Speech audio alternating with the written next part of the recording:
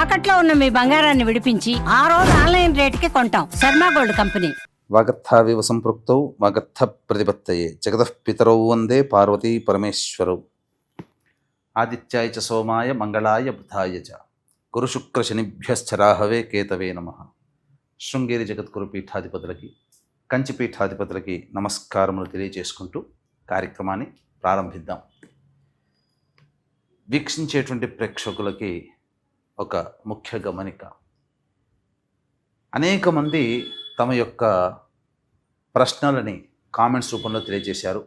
కొంతమంది మెసేజ్ రూపంలో కూడా పంపించడం జరిగింది. అందులో ప్రధానంగా గమనించింది ఏంటంటే, ఎలాగో జన్మించిన నక్షత్రము, ఆ నక్షత్రాన్ని బట్టి ఒక రాశి ఉంటుంది, ఆ రాశి ప్రకారము మేము చూసుకోగలుగుతున్నాం. కానీ మా పెద్దలు వాళ్ళకి డేట్ ఆఫ్ బర్త్ అనేటువంటిది తెలుసు, కానీ అలాగే ఏ సంవత్సరంలో పుట్టారో తెలియదు. మరి అటువంటి వాళ్ళు కూడా చూసుకోవాలంటే ఎలా అనేటువంటి ఒక ప్రశ్నని తీసుకురావడం జరిగింది.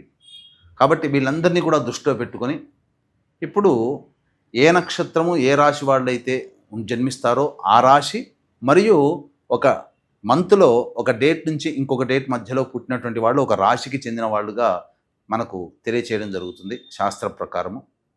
కాబట్టి ఈ యొక్క గణాంకాలని దృష్టిలో పెట్టుకొని మనం వినూత్నంగా రాశితో పాటుగా ఒక నెలలో పుట్టినటువంటి వాళ్ళకి, అనగా ఉదాహరణకి ఉజ్జాయింపుగా ఏ రాశికి చెందుతారో ఆ రాశి వాళ్ళని మనం క్రోడీకరించుకొని ఈ యొక్క నూతన విధానంగా మనం తెలియచేయడం జరుగుతుంది. ఒకవేళ రాశికి సంబంధం లేకపోయినా మీరు జన్మించిన జన్మ తేదీ మరియు జన్మ నెల ఏదైతే ఉంటుందో జన్మ మాసమును బట్టి మీరు ఒక రాశికి చెందుతారు.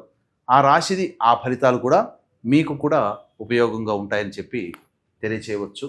అలాగే ప్రస్తుతం గమనించుకున్నట్లయితే ఈ యొక్క ద్వాదశ రాశుల వారికి సంబంధించినటువంటి శుభ అశుభ ఫలితాలు అనేటువంటివి మీకు క్లుప్తంగా తెలియచేయడానికి ప్రయత్నం చేస్తాను. ఇక వివరాల్లోకి వెళ్ళిపోదాం. ఆగస్టు 16వ తారీఖు నుంచి 31 ఆగస్ట్ మధ్యలో మకర రాశి వారికి ఏ విధంగా ఉండబోతుంది? మకర రాశి అంటే ఉత్తరాషాఢ 2, 3, 4 పాదాలు, శ్రవణం 1, 2, 3 పాదాలు, అలాగే ధనిష్ట 1, 2 పాదాలలో జన్మించినటువంటి వాళ్ళు మకర రాశికి చెందిన వాళ్ళుగా అవుతారు. అలాగే డేట్స్ ప్రకారం చూసుకుంటే జనవరి 20 నుంచి ఫిబ్రవరి 16వ తారీఖు మధ్యలో పుట్టినటువంటి వాళ్ళు ఈ యొక్క మకర రాశిలోకి జన్మించిన వాళ్ళు అవుతారు. కాబట్టి నక్షత్ర ప్రకారం మకర నక్షత్రము, రాశి ప్రకారం మకర రాశి, జనవరి 20 నుంచి ఫిబ్రవరి 16 మధ్యలో పుట్టినటువంటి వాళ్ళు కూడా మకర రాశికి చెందిన వాళ్ళు అవుతారు. కాబట్టి ఎలా ఉండబోతున్న విషయం గురించి తెలుసుకుందాం క్లుప్తంగా. గురుగ్రహ సంచార ప్రభావము ఈ యొక్క మకర రాశి వారికి అనుకూలంగా లేని కారణం చేత ఖర్చులు అధికంగా ఉంటాయి, అందులో ఏమాత్రం సందేహం లేదు. ఇక గమనించుకున్నట్లయితే అన్ని అవకాశాలు వచ్చినట్టే వచ్చి వెనక్కి వెళ్ళిపోతూ ఉంటుంటాయి. శుక్రుని యొక్క సంచారం కూడా లేని కారణం చేత అనవసరమైనటువంటి వివాదాలు స్త్రీలతో కలుగుతాయి.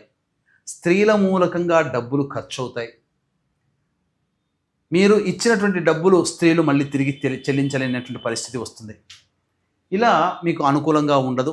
గొప్పకి డాంబికానికి పోయి ఖర్చులు అధికంగా పెట్టాల్సినటువంటి పరిస్థితి కూడా వస్తుంది. కాబట్టి జాగ్రత్త పడండి. 21వ తారీఖు రోజున నుంచి కూడా జాతకరీత్యా ఈ శుక్రుడు అనుకూలంగా లేని కారణం చేత ఏం జరగబోతుంది? ప్రధానంగా దాంపత్య విభేదాలు, ఎవరితో కలిసి పని చేస్తుంటారో వాళ్ళతో విభేదాలు, ఎవరితో కలిసి ప్రయాణం చేస్తుంటారో ఎదుటి వాళ్ళ వల్ల సమస్యలు అనేటివి అధికంగా ఉంటాయి.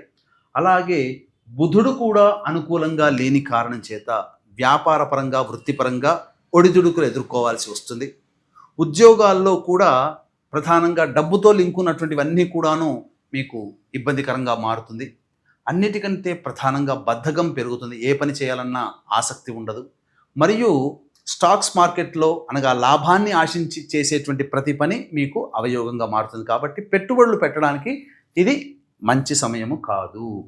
ఇక రవి సంచారము, కేతు సంచారం కూడా అనుకూలంగా లేని కారణం చేత ప్రధానంగా ప్రభుత్వపరమైనటువంటి దండనలు అనగా పన్నులు చెల్లించాల్సినటువంటి పరిస్థితి, చేస్తున్నటువంటి వృత్తి ఉద్యోగాల్లో ఆందోళన, అలాగే స్థిమితత్వం లేకపోవడం ఇలాంటివి జరుగుతాయి. అధికారుల యొక్క ఆగ్రహానికి గురవుతారని చెప్పవచ్చు.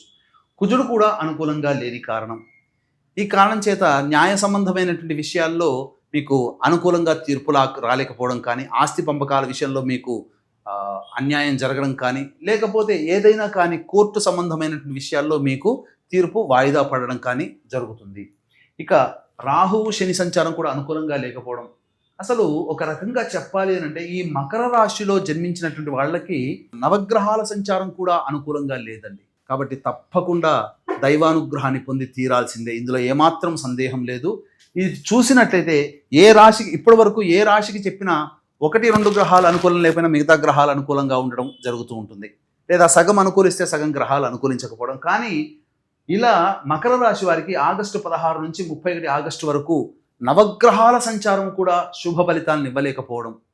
దైవానుగ్రహం ఖచ్చితంగా ఉండాలి. అయితే ప్రధానంగా చూసుకున్నట్లయితే ఈ రాశిలో జన్మించినటువంటి వాళ్ళకి వివాహ సంబంధమైనటువంటి విషయాలు కావచ్చు, మంచి సమయం కోసం వేచి చూడడం మంచిది. ఉద్యోగస్తులు వేరే సమయం కోసం ఎదురు చూసి మళ్ళీ మారడానికి ప్రయత్నం చేయండి. నిరుద్యోగస్తులకి నిరాశ తప్పదు.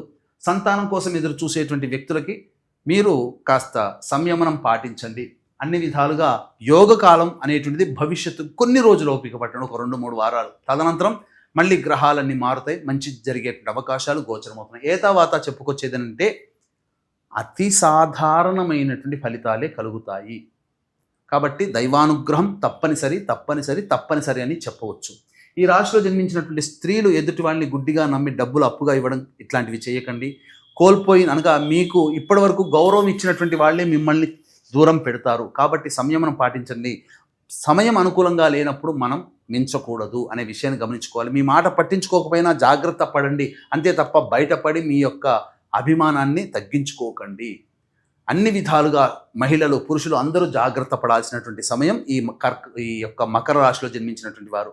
కాబట్టి వీక్షించేటువంటి ప్రేక్షకుల్లో కూడా ఏ పని చేసినా అన్ని ఆటంకాలు ఎదురవుతున్నా, అన్ని నోటిదాకా వచ్చి వెనక్కి వెళ్ళిపోతున్నా, పెళ్ళిళ్ళు కాకుండా ఉన్నా, సంతానం కలగకుండా ఉన్నా, దాంపత్య విభేదాలు ఉన్నా, అలాగే ఎంత నిజాయితీగా కష్టపడ్డా ఫలితం దక్కకపోయినా, ఎన్ని పూజలు చేసినా నిష్ఫలమైనా, ఇవన్నీ కూడా ఉన్నాయి. అంటే ఏతావాత చెప్పొచ్చేది ఏమంటే ధనవంతులుగా కావాలనే కోరిక కలగానే ఉండిపోయినా, అన్ని విధాలుగా నష్టాలు చవిచూస్తున్నా, జాతకంలో గ్రహదోషాల కంటే పితృదోషమే అధికంగా ఉంటుంది.